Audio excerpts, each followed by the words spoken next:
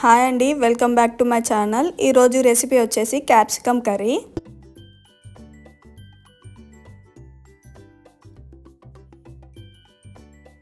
కొన్ని పల్లీలు అండి, కొన్ని నువ్వులు లైట్గా వేంపుకోవాలి. ఒక 2 ఆలుగడ్డలు బాయిల్ చేసి పెట్టుకోవాలండి.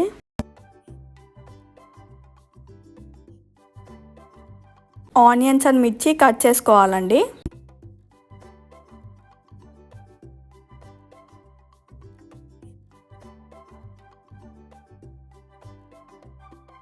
మనం ఫస్ట్గా వేంపుకున్న పల్లీలు నువ్వులు గ్రైండ్ చేసి పెట్టుకోవాలండి.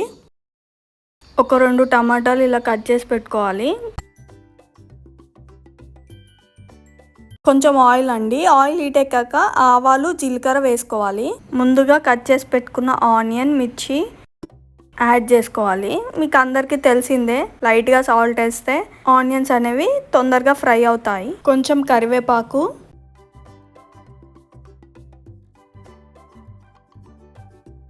కొంచెం అల్లం పేస్ట్ అండి.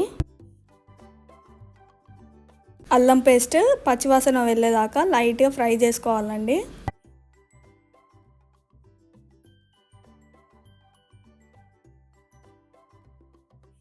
కొంచెం పసుపు యాడ్ చేసుకోవాలి.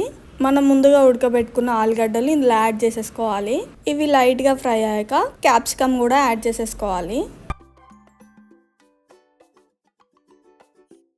ఒక 2 నిమిషాలు మూత పెట్టేసి అలా వదిలేసేసేయాలి.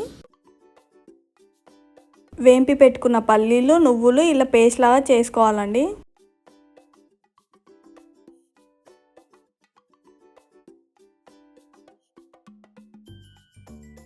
మూత పెట్టుకొని ఒక 2 మినిట్స్ ఉడకనివ్వాలి. ఇవి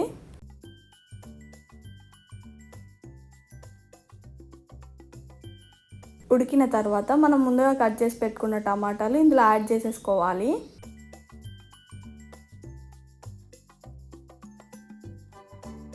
లైట్గా ఉడికాక ఒక 2 స్పూన్ల కారం,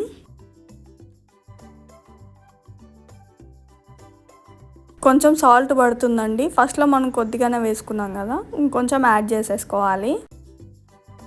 ఒక గ్లాస్ వాటర్ పడుతుందండి. మనం ఆల్రెడీ పేస్ట్ చేసి పెట్టుకున్న దాంట్లోనే లైట్గా వాటర్ పోసి ఇందులో యాడ్ చేసుకుంటే సరిపోతుంది.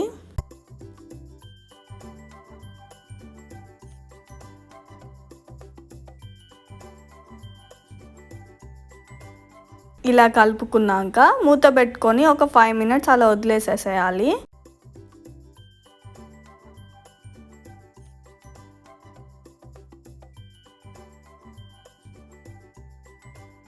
లాస్ట్కి ధనియాల పొడి, కట్ చేసి పెట్టుకున్న కొత్తిమీర కూడా యాడ్ చేసేసుకోవాలి.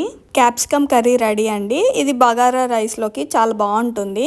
ఒకసారి మీరు కూడా ఇలా ట్రై చేసి చూడండి. Thanks for watching this video. Please do like, share and subscribe to my channel.